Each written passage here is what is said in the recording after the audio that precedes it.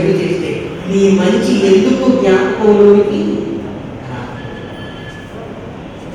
చెడు ముందు చేసి ఆ తర్వాత మంచి చేసినా పర్వాలేదేమో, కానీ మంచి ముందు చేసి ఆ తర్వాత చెడిపోతానంటే దేవుడు కూడా స్వీకరించడం ఒక నీతిమంతుడు తాను జరిగించిన నీతి క్రియలన్నింటినీ విడిచిపెట్టి దుష్టులు చేయు ఏ క్రియలన్నీ చేస్తే అతడు బ్రతుకునా? అతడు విశ్వాసఘాతకుడై అతడు చేసిన పాపములన్నింటినీ బట్టి అతడు అవశ్యముగా చచ్చును, మరణించును. కాబట్టి ఈ సందర్భాన్ని చూస్తుంటే ప్రారంభం నుంచి మన జీవితాలు ఎలా ముగించుకోవడానికి మనం సిద్ధపడుతున్నాం అనేది చాలా ప్రాముఖ్యమైనది. యేసుక్రీస్తు సిలువలో పడ్డాడు. యేసుక్రీస్తుతో పాటు ఇద్దరు దొంగలు సిలువలో పడ్డారు. అందులో కుడివైపు ఒక దొంగ ఉన్నాడు. ఏమంటే ఇతను అడగకముందే యేసుక్రీస్తు చనిపోయిన ప్రాబ్లం ఉండేది, లేదంటే యేసుక్రీస్తు బ్రతుకుంటే ఈ దొంగ చనిపోయినా కూడా నష్టం జరిగింది. కానీ ఎంత కలిసి వచ్చిందంటే కాలం, ప్రభా నేను నీ రాజ్యంతో వచ్చినప్పుడు నన్ను ఇతని ప్రారంభం ఎలా ఉంది? దొంగ. అతను ఎలా బ్రతికాడో అతనే చెప్తున్నాడు. ఏమని? మిగిలిన దొంగతో మాట్లాడుతూ, నువ్వు నోరు చూసుకో, మనం చేసిన దానికి ఈ శిక్ష మనకు న్యాయం. ఇప్పటి వరకు మనం చేసిన నేరాలకు, దొంగతనాలు, మనం చేసిన అన్నిటికీ న్యాయం. కానీ ఈయన ఏ తప్పు చేయలేదు. అంటే ఈయన ప్రారంభం బాగోలేదు, మరి ఏది బాగుంది? ముగింపు బాగుంది. ముగింపు బాగుంది. ప్రభా నీవు నీ రాజ్యంతో వచ్చినప్పుడు నన్ను జ్ఞాపకం చేసుకొని అడిగిన వెంటనే యేసుక్రీస్తు చనిపోయాడు అనుకోండి, ఇతనికి మాట ఇవ్వకుండా అలాగని యేసుక్రీస్తు చనిపోయాడు అనుకోండి, కష్టమే. పోనీ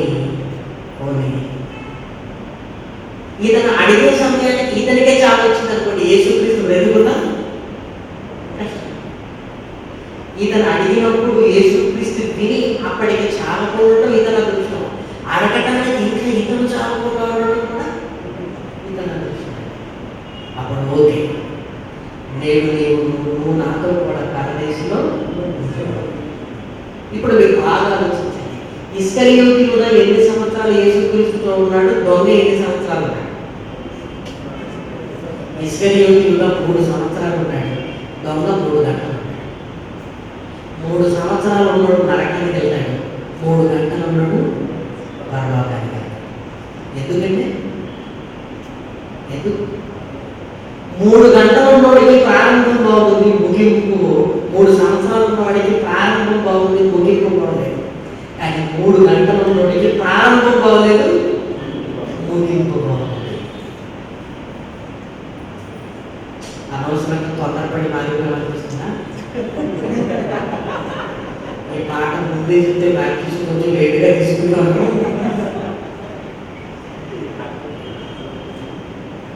అయినా మన ముగింపు ఎప్పుడో మనకే తెలుసు. మనమేం తొందరపడి నిర్ణయం తీసుకోవాలి, మంచి నిర్ణయం తీసుకోవాలి. మన ముగింపు ఇప్పుడు అని మనకు తెలిస్తే నిజంగా మనం ఆలస్యంగా మారేమో, తొందరపడి మారేమో తెలిసే. కానీ ఏ క్షణము ఏది జరుగుతుందో తెలియనప్పుడు ముందుగా రక్షణ గురించి మనం ఏం తప్పు చేయలేదు. దేవుడు కొరకు బ్రతకడానికి భక్తిగా ముందుకు వెళ్ళవలసిన కాలాలలో ప్రారంభంలో ఉంటున్న భయం పెరగాలి, ప్రారంభంలో ఉంటున్న భక్తి పెరగాలి. ప్రారంభంలో మనం చేస్తున్నవన్నీ సంవత్సరానికి మనలో ఎదుగుదల కనిపించాలి తప్ప తెగసారిపోకూడదు. ప్రారంభంలో ఉంటున్న చాలు, ఆ తర్వాత మరిగిపోవాలి. దేవా, ప్రారంభంలో నీ పనికి రూపాయి ఇచ్చేవాళ్ళు ఆయన, ఇది ఈ సంవత్సరం నుంచి 2 రూపాయలు ఇస్తారు. ప్రారంభంలో ఒక అధ్యాయం జరుగుతుంది, మనం సంవత్సరం కాకుండా నాయన ఇక నుంచి 2 అధ్యాయాలు చదువుకుంటాం, 3 చదువుకుంటాం, 4 చదువుకుంటాం. ప్రారంభంలో ప్రార్థన చేసుకుంటున్నాం మనం, నాయన ఇదిగో ఈ ప్రార్థన జీవితాన్ని ఇంకా నేను పెంచుకుంటాను. ప్రారంభంలో అప్పుడప్పుడు క్లాసులకు వచ్చే మనం ముగింపులోకి వెళుతున్నప్పుడు ఆయన ఇంకా నేను క్లాసులన్నిటికీ నేను హాజరవుతాను.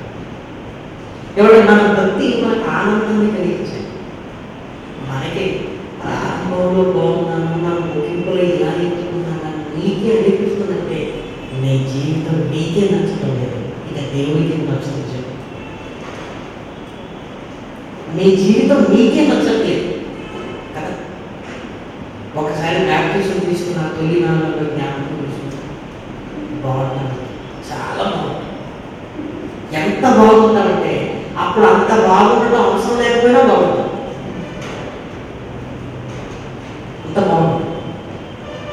1 year, 2 years, 3 years, 4 years, 5 years, 6 years, 7 years, 10 సంవత్సరాలు అయిపోయిన తర్వాత సీనియర్లు అయిపోవడం.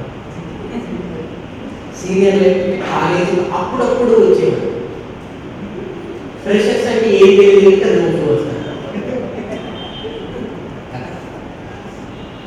అప్పుడు ఏమనిపిస్తుంది, ఈ పాటలు ఎప్పుడో వెళ్తాడు, ఇంకా ఎప్పుడో వెళ్తాడు. ప్రారంభంలో రాసుకుంటాం, 10 సంవత్సరాల తర్వాత అన్న రాసుకోవాలంటే ఇక్కడ రాసుకుంటామని, ఇక్కడ అయిపోయింది, ఎక్కడ రాసుకుంటున్నాడే కానీ ఇక్కడ రాసుకుంటాం. తర్వాత రాగానే ఏదో ఉంటుంది. ఒకప్పుడు ఏమి మాట్లాడింది మనం, తర్వాత ఏమనుకోవచ్చు, ఎంతకాలం ఉంచుకున్నాను నాకేం గుర్తింపు లేదు. ఎంతకాలం కనీసం నా వాల్ పోస్టర్లో నా పేరు బ్యాప్టిజం తీసుకునేటప్పుడు, ఇదిగో బ్యాప్టిజం తీసుకుంటున్నా, వాల్ పోస్టర్లో నీ పేరు కావాలా అని అడిగేవాడు. నీ ఫోటో ఏమన్నా, నీకేమన్నా పదవి కావాలా, మరి కష్టమైన నష్టమైన నిందైనా భరిస్తావా? అందుకేనండి బ్యాప్టిజం వచ్చే ముందు ఫోటో తీయలేదు, రికార్డ్ చేస్తాను. రికార్డ్ చెప్పు, ముందు అన్నీ వద్దనుకుంటాము, 10 సంవత్సరాల తర్వాత అన్నీ కావాలి. ఇన్ని సంవత్సరాలలో నాకు గుర్తింపేది ఏం కావాలి, ఏం కావాలి, ఏసండి నా ఫోటో ఎక్కడో మూలకేసి, కొన్ని వేసాలు సంతోషం లేక మూలకేసాను. ఈ దేశాన్ని ఇదే మీరు ఇచ్చే గౌరవం, పిలిచారండి స్టేజ్ మీద, అందరిని పిలిచిన తర్వాత నన్ను చూసి అప్పుడు పిలిచాడండి. ఎవరెవరిని ఏ ఆటలో పిలవాలో తెలియదా? ముందు అన్ని వద్దనుకున్న మనం ఆ తర్వాత అన్ని కావాలనుకుంటున్నాం. చూసారు అంటే ముగింపులోకి వెళ్ళేసరికి ఏదో తేడా వస్తుంది, ఏదో తేడా వస్తుంది. ముగింపులోకి వెళ్ళేసరికి ప్రారంభంలో ఉన్న తగ్గింపు కంటే ఇంకా ఎక్కువ తగ్గింపు రావాలి, త్యాగం ఎక్కువ అవ్వాలి, వదులుకోవడం ఎక్కువ అవ్వాలి. ఏమైనా కానీ నేను ఈ మాట అన్నాను బ్రదర్, అనని బ్రదర్ పర్వాలేదు, నన్ను అంటాడు, నన్ను అనేవాడు, నన్ను అంటాడు, నన్ను యేసుక్రీస్తు అన్నా పర్వాలేదు, నన్ను అంటాడు అంటే ఏమైపోతుందో చూసారు. ముగింపులోనికి వెళ్ళేసరికి మన ముగింపులు బాగున్నట్టు అప్పుడప్పుడు కళ్ళు చూసుకుని వేళ నా జీవితం నేను బ్యాప్టిజం తీసుకున్న రోజు నుంచి ఏ ఎదుగుదల అయింది అని మీరు అడిగితే ప్రారంభంలో ఎన్నో మెట్లు ఎక్కాను, ఆ తర్వాత అంతకంటే ఎక్కువ మెట్లు దిగజారిపోయాను.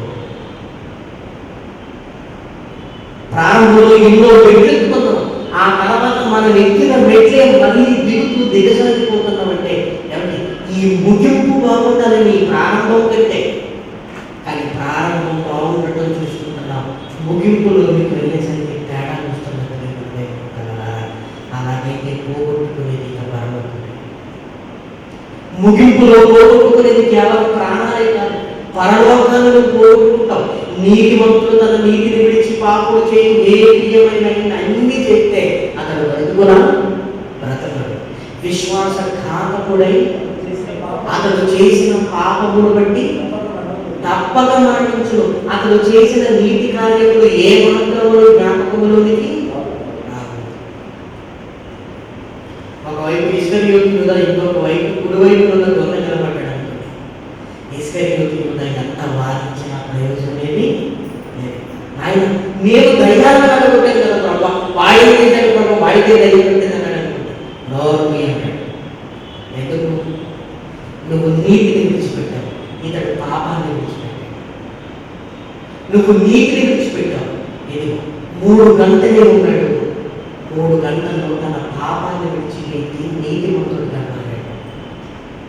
ఇతని ముగింపు బాగుంది, నీ ప్రారంభం బాగుంది. నీ ప్రారంభం ఎంత బాగున్నా ఏం లాభం? లాభం లేదు, లాభం లేదు. బైబిల్లో ఉంటున్న కొన్ని మాటలు మన ఆత్మీయ జీవితానికి ఎంత పనికొచ్చే మాటలను దేవుడు పరీక్షించాడు. సంవత్సరాల కొరకి అన్ని విషయాల్లో ఎదగవలసిన మనము ఎదిగి దిగజారి వాళ్ళగా ఉండకూడదు. మన ఆరంభం కంటే మన ముగింపు చాలా బాగుండాలి. ముగింపులో నీకు నిర్ణయింపబడినే పరలోకం.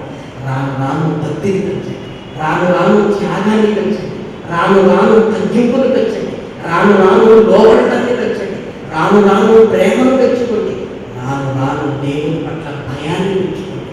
దేవుని గొప్పగా చూసే మంచి మనసు అలవాటు చేసుకోవాలి. ఇవన్నీ నాకు ఒకప్పుడు ఉండేవి ఏంటంటే, ఒకప్పుడు ఉండేవాడికి రాదయ్యా పర్వం. ఎప్పుడో ఒకప్పుడు నాకు ఇవన్నీ ఉండేటువంటి మీరు చేసినది ఎప్పుడో మీరు చేసామంటేనే దేవుడు పరలోకాన్ని కూడా ప్రేమ. నువ్వు చచ్చే సమయానికి ఎలా ఉన్నావు, నువ్వు చావుకు ముందు ఎలా ఉన్నావు, నీ ముగింపు జీవితాన్ని దేవుడు క్యాలిక్యులేట్ చేసినప్పుడు ప్రారంభం కంటే అద్భుతంగా ఉండగలిగితే చాలా గొప్పగా ఉంటుంది.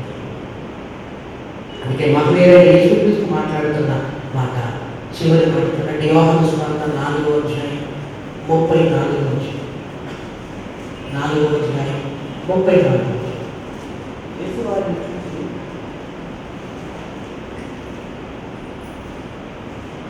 యేసు వారిని చూసి నన్ను పంపిన వారి చిత్తము నెరవేర్చుటే నాకు ముగింపు ముఖ్యము, ఆయన పని తుదముట్టించుటయు నాకు ఆహారమై. నేను ప్రారంభించడాన్ని గురించి ఆలోచించుకోలేదు. ప్రారంభించిన దాన్ని కొనసాగించిన దాన్ని ఏం చేయాలి? ముగించండి. తుదముట్టించుటయు నాకు ఆహారం. తుదముట్టించు ఏ కార్యక్రమం అయినా చూడండి, ప్రారంభం మామూలుగా ప్రారంభించిన ముగింపు బాగుంటుంది, ముగింపు బాగుంటుంది.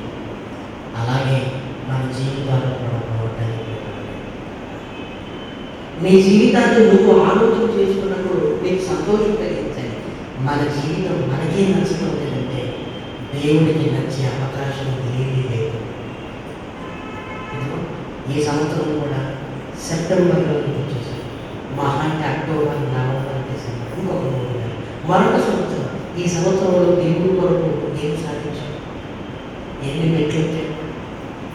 బైబిల్ చదవడంలో డెవలప్ అయ్యా, మోకరించి ప్రార్థన చేయడంలో డెవలప్ అయ్యా,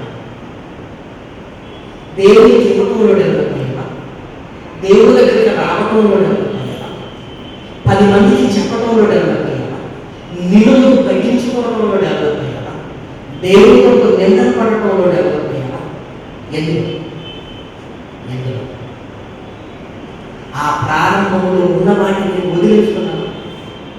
ముగింపులు వెళుతున్నప్పుడు పరుగులు, పట్టుదలలు, ఇదిగో హెచ్చించుకోవటానికి ఇవన్నీ ఉన్నామనుకోండి, నీ ముగింపు బాగోలేదంటే ఆ తర్వాత నీ జీవితమే బాగోలేదు.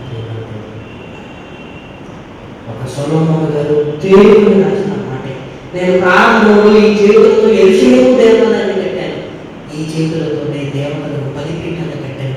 తన చేతులను చూసుకుని ఏమనుకుంటాడో తెలుసా? ఛీ, ఈ చేతులు ఈ పని చేసింది. తనకు తాను నచ్చలేదు ప్రేమ దేవుడు. మళ్ళీ దేవుని పాదాల దగ్గరకు వచ్చిన తరువాత ఆ నెమ్మదిని పట్టుకున్నాడు. ఆ భయంకరమైన పరిస్థితుల్లో నుంచి నేను బయటపడ్డాను అని రక్షకే గ్రంథంలో మనకు రాస్తున్నాడు. కార్యారంభం కంటే కార్యారంభం లేదు. కాబట్టి ప్రారంభాలను మర్చిపోవాలి. ముగింపులోకి వెళుతున్న మన జీవితాలు చక్కగా ఒక ఆదిముత్యంలా తయారవ్వాలి. అది ఏదైనా సరే దేవుని కొరకు నువ్వు ఎదిగినట్టు కనిపించాలి, దిగజారినట్లుగా మాత్రం నీకు కనిపించకూడదు. ప్రతి సంవత్సరం నువ్వు ఎదుగుతున్నట్టుగానే ఉండాలి. ఎదుగుతున్న నీ జీవితం పరలోకానికి ఎక్కిపోయే విధంగా తయారవ్వాలి తప్ప మన జీవితాలు అంతకంతకు దిగజారుతున్నాయంటే ఇది నీ ప్రారంభం బాగుంది, నీ ముగింపు బాగుంది. నీ ముగింపు బాగలేకపోతే నీ ప్రారంభం ఎంత బాగున్నా అది వ్యర్థమే. కాబట్టి జీవితాన్ని మనం చాలా జాగ్రత్తగా దేవుని వరకు నిర్మించుకోవాలి. ఒక మహాలోకాన్ని స్వతంత్రించుకోవాలి. మహనీయుడైన యేసుక్రీస్తు చూడండి, తాను ముగించబోయే పని తన శిలువ త్యాగం మీద ఎంత మనసు పెట్టాడు. అందుకే బాప్టిజం తీసుకొని ప్రారంభించిన ఈ జీవితాన్ని చక్కగా దేవుని కొరకు ముగించుకోగలిగే స్థితి మనకు రావాలి. రాను రాను అన్ని విషయాలు ఎదగాలే తప్ప దిగజారిపోకూడదు. ఒకప్పుడు మేము ఏదో చేసాం అంటే ఒకప్పుడు చేసింది నువ్వు జ్ఞాపకం చేసుకోవచ్చు, నీ పక్కన ఉన్న వారి జ్ఞాపకం చేసుకోవచ్చు.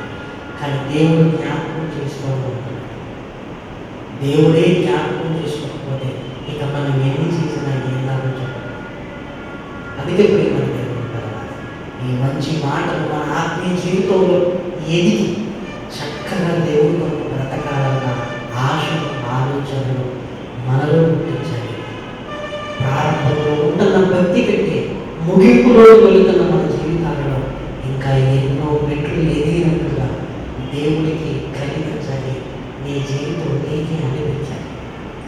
కాబట్టి కార్యారంభం కంటే కార్యాంతమే మేలు.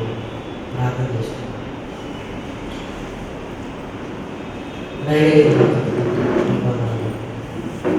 మంచి మాటలు